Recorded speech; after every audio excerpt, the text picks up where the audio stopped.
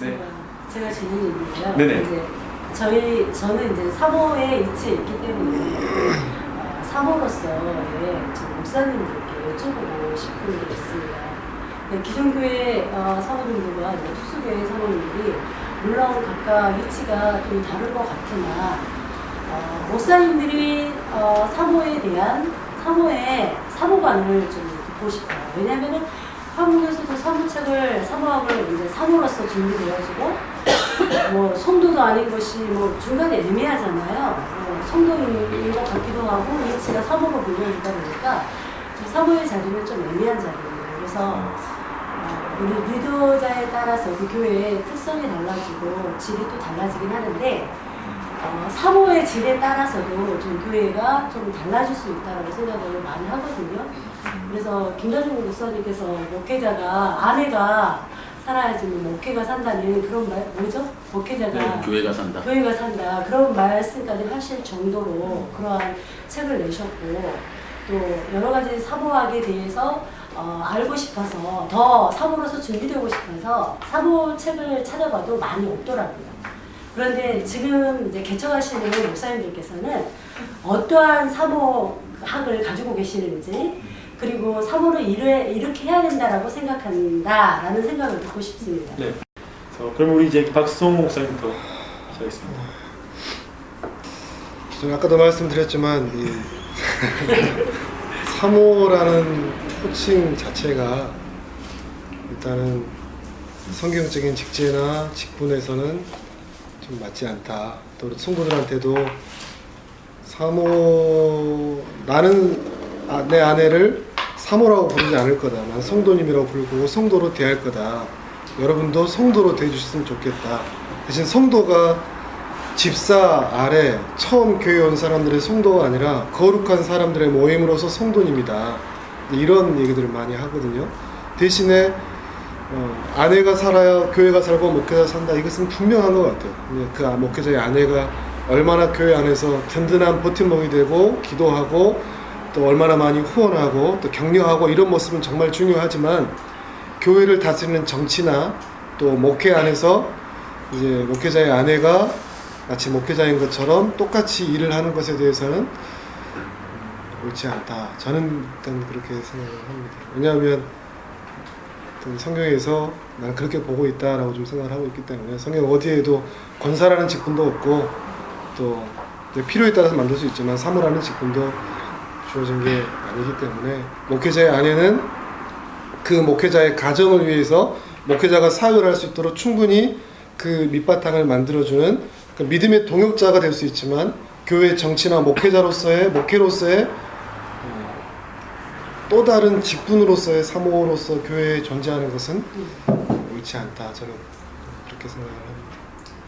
그러면 더 한 가지 박성호 목사님께 여쭤보고 싶은데 이제 성도로 생각하는 거는 이제 성경적이고 저도 그거를 옳다라고 생각하는 사람들도 한 사람이긴 하는데 문제는 이제 많은 기존교회 사모님들을 접하게 되고 또 그분들의 말씀을 들으면 합벽이 좀 많거든요. 사모들이 많이 병들어 있습니다.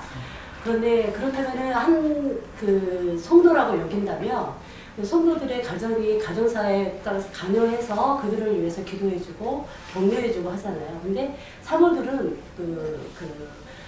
당사자인 목회자한테 위로를 못 받을 때가 있잖아요.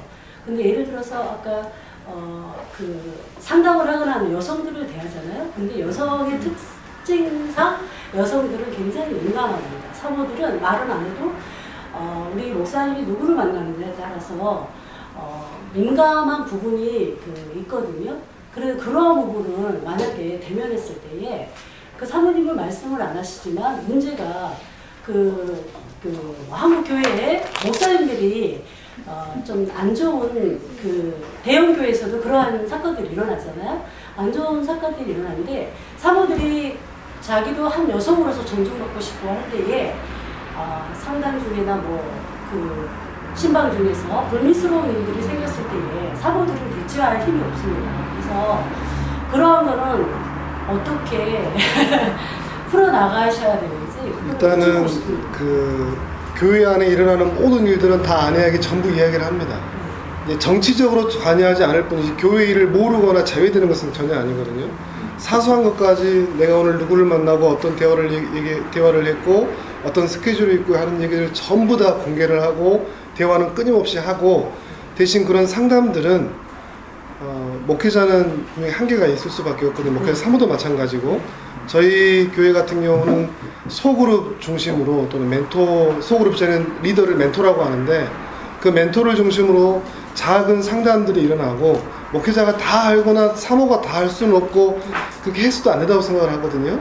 목회자는 큰 그릇 안에서 물론 성도들 다 살피지만 어찌됐든 그 소그룹 안에서 그 멘토들에 의해서 또 멘토 부부에 의해서 만들어지는 그런 것들이 더 이루어질 수 있도록 좀 만들어 가야 되지 않을까. 현재 저는 이제 그렇게 각 개인들을 그렇게 일단 보고 멘토들하고 계속 저도 상담 이야기를 하면서 멘토들이 어떻게 성도들을 살피고 있는지 살피고, 그리고 나서 이제 조금 더 중요한 문제나 아직은 교회가 작기 때문에 지금은 제가 모든 성도들과 다 대화하고 통화하고 만나고 이렇게 하는데, 이제 조금 더 규모가 있게 된다면 이제 목회자나 사모보다는 이제 멘토들이 그 일들을 감당할 수 있도록 사람들을 계속 세우고 만들어 가야겠죠. 저는 이제 그런 이론을 가지고 있습니다.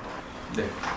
뭐 특별하겠지만 직제적인 위치로서 어떤 사모의 위치를 지나치게 높이거나 어떤 기능적으로 아예 그걸 규정화시키는 것은 도리어 성경적이지 않는 것 같고, 도리어 이런 측면은 사실은 사모의 성격 그리고 기질 그리고 사역의 역량, 지금은 성도로서의 어떤 은사 자체가 그 안에 성도로서 발현되는 것, 이런 부분이 있지만 그런 부분들 안에서 이 측면이 좀 필요할 것 같고, 또 어느 정도 의사소통이 이루어질 것인가, 또 남편이 그런 사역을 해나갈 때 그걸 어느 정도 이해하고 있는가, 이런 측면들이 밀접하게 연결되어서 서로 조정돼야 되고 이렇게 건강하게 표현돼야 되는 게 아닌가 싶습니다. 그 사역 중에 네. 이런 말씀이 있습니다. 성도들이, 여성들이 매번 목사님께 찾아가서 상담하는 게 부담스럽다. 그러니까 지금 이제 마무리해야 될 것 같은데요. 네. 오늘 지금 진행이 많이 돼서 말씀드리면, 그 부분들에 대한 논의 자체는 이제 상담이라는 역할 자체를 교회가 지금 목사 자체가 다 해줘야 된다든지 이런 부분 그렇게 가져갈 문제로 좀 규정을 그렇게 볼 문제가 아니라고 보는 것이죠. 네, 그런 부분에 있어서는 또 여러 가지 다양한 교회 안에 또 여러 관계 안에서 이루어져 있습니다. 네. 다른 질문으로 그럼 좀 넘어가도록